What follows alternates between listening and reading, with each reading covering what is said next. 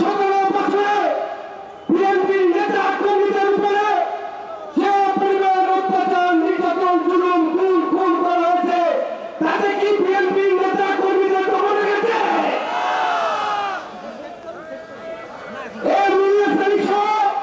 চৌধুরী আলম অসংখ্য ছাত্র গুম করা হয়েছে।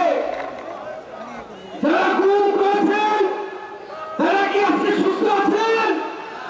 যারা রাষ্ট্রের হাজার কোটি টাকা দুর্নীতি করেছেন, যারা এই আগ্রামী সরকারের স্বৈরাচারী ফ্যাসিস্ট সরকারের, যারা 14 ভোট সরকার, 18 দিনের ভোট লাভের সরকার, যারা 2024 দামি সরকার, এই সরকারের অবৈধ আদেশ পালন করতে গিয়ে যারা হাজার কোটি টাকা দুর্নীতি করেছেন তাদের অবস্থা বেইজিংয়ের মতো হবে ইনশাআল্লাহ।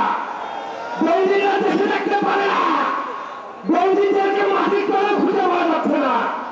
আজকে যারা আইন শৃঙ্খলার দায়িত্বে আছেন আপনারাও কিন্তু